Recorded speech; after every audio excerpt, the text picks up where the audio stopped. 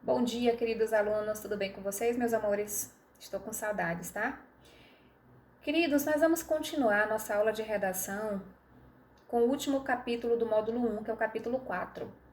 E ele vai trazer pra gente a questão do texto narrativo e vai focar na questão do personagem, espaço e tempo. Automaticamente, quando você lembra de texto narrativo, acredito que a primeira frase que vem à cabeça de todos é aquela a famosa frase, né? Era uma vez. Porque assim, era uma vez acabou tomando conta da infância de quase todas as pessoas. Por quê? Porque era aquele momento mágico, aquele momento maravilhoso que você podia visualizar seu príncipe ou sua princesa favoritos, o seu personagem favorito, o Pinóquio, o Peter Pan, o Homem de Lata, a Branca de Neve, os Sete Anões, a Bruxa. Então imagine, acho que todo mundo quando criança visualizou algum desses personagens que eram fictícios, né? Mas que fizeram parte da infância das pessoas. E assim, por que eles marcaram tanto a infância de cada um? Porque o texto narrativo ele tem esse poder, que é justamente por ter uma liberdade maior, ele tem um poder de encantar.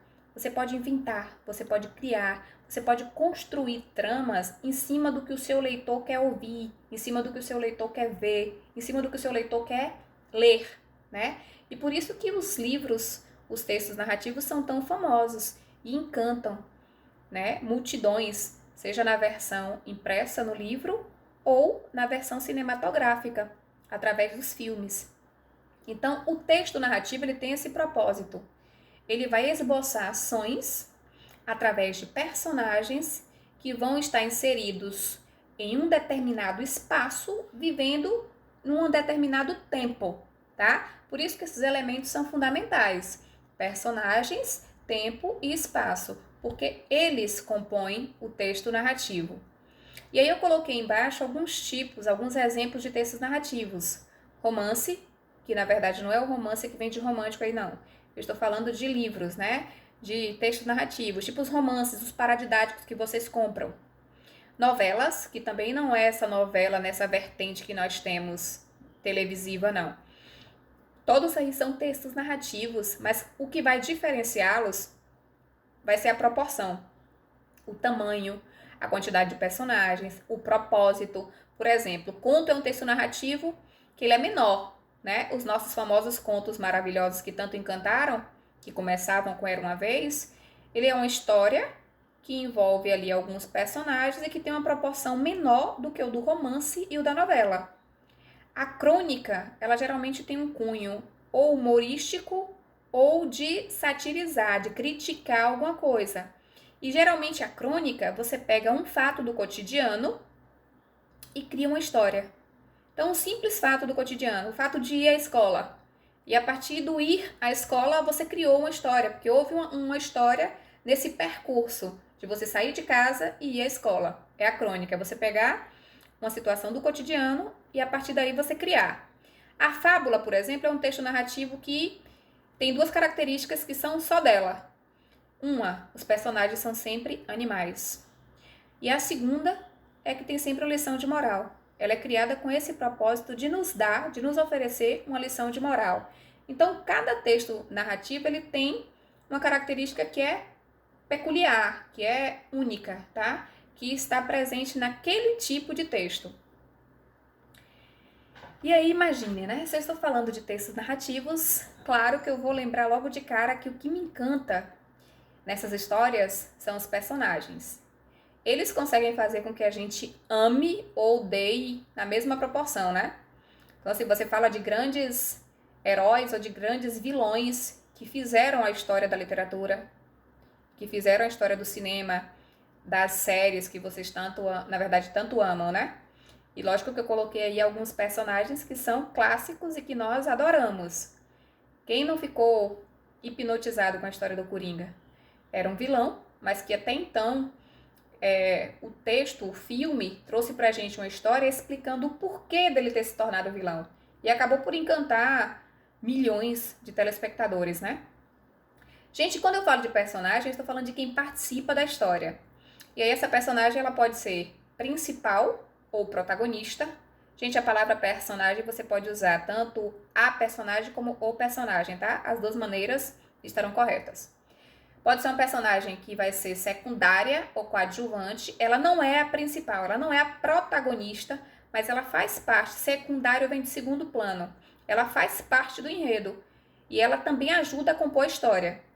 Antagonista ou vilão, né? Que é quem se opõe ao protagonista, que geralmente é o herói da história. Figurantes, que são aquelas pessoas que geralmente compõem o cenário, né?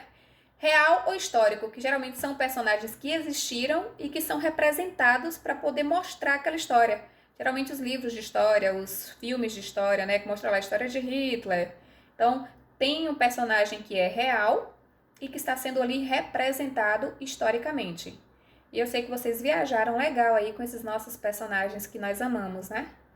Ficaram aí pensando no Derek, no Noah, no Christian Grey.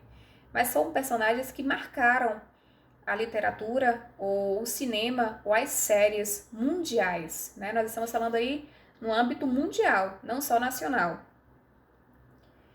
O espaço, gente, vai ser onde acontece a história. E esse espaço ele pode ser físico ou pode ser psicológico. O físico vai ser aquele que é o cenário, onde é criado, onde você vê que só tem aquele espaço realmente. Já o psicológico vai ser o espaço que é apontado pelo estado de alma da personagem. Ele pode até não existir fisicamente, mas ele existe na mente daquele personagem. Ele vê aquilo, ele visualiza aquilo. Então, por isso que nós vamos ter o espaço físico e o espaço psicológico. O tempo vai ser quando acontece a história. Pode ser no presente, pode ser no passado, pode ser no futuro, até porque os textos narrativos nos dão liberdade para isso, de acontecer situações que nunca imaginamos, né? Esse tempo ele também pode ser cronológico ou psicológico. O cronológico é como esse nosso tempo aí, que nós chamamos de tempo linear, né? Que é marcado por horas, por datas, por semanas, por meses, por ano, e nós seguimos manhã, tarde e noite. Tem esse tempo certinho, que é organizado. Já o tempo psicológico, ele é um tempo que ele é interior. É o personagem que decide. E geralmente os textos que trazem tempos psicológicos, você fica meio confuso. Porque você não consegue acompanhar se não estiver muito atento. Porque o personagem ele vai viajar literalmente, né? Ele determina em que ano, em que situação, em que estado, e em que momento ele vai estar. Então não tem essa sequência linear como no tempo cronológico, não. É o personagem que vai dizer o tempo em que ele estiver inserido, tá bom? Meus amores, vocês vão fazer as atividades do módulo 1, das páginas 23 e 24, e vão fazer o livro de produção, tema 4, tá? Escolham uma das propostas do tema 4 e façam ou no livro ou no caderno, tá? No próximo encontro a gente continua o bate-papo. Fiquem com Deus. Amo vocês, estou com saudade, tá?